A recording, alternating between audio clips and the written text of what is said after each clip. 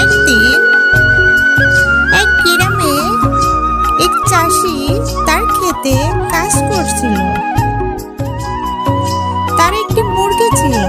সে প্রতিদিন একটা করে ডিম পাড়ত। চাষি সেই ডিম বিক্রি করে তার সংসার চালাতো। তবে সেই মুরগির ডিম খাওয়ার জন্য অনেক প্রাণী লোভ করত।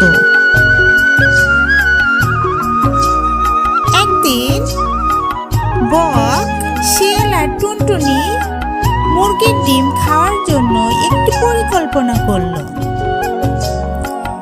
শিয়াল বলল, আমার বুদ্ধি সবচাইতে বেশি। আমি চাষিকে ভয় দেখিয়ে মুরগিকে নিয়ে চলে যাব। বক বলল, তুমি ভয় দেখাবে, কিন্তু মুরগিকে নিয়ে আসবো আমি। আমার ঠোঁট দিয়ে সহজেই তা ধরা যাবে। টুনটুনি তখন বলল, তোমরা দুজনে তো শুধু ঝগড়া করো, আমার বুদ্ধি দিয়ে কাজ হবে। এরপর শিয়াল গোপনে চাষির ঘরের কাছে গেল। চাষি শিয়ালকে দেখে চেঁচিয়ে উঠল।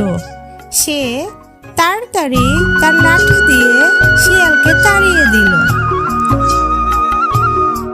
বক উড়ে গিয়ে মুরগির ঘরে ঢোকার চেষ্টা করলো, কিন্তু চাষি তখন সেটাও দেখে ফেললো আর বককে তাড়িয়ে দিল। ততক্ষণে টুনটুনি চাষির কাছে গিয়ে বলল, চাষি মামা, শিয়াল আর বক তোমার মুরগির ডিম চুরি করতে চায়। চাষি টুনটুনির কথা শুনে মুরগি আর ডিম ভালো করে লুকিয়ে রাখলো।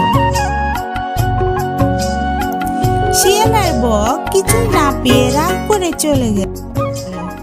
আর টুনটুনি চাষির বন্ধু হয়ে সঙ্গে সুখে থাকতে লাগলো। এই গল্পের শিক্ষা, সতর্কতা আর বন্ধুত্ব বিপদ থেকে রক্ষা করতে পারে।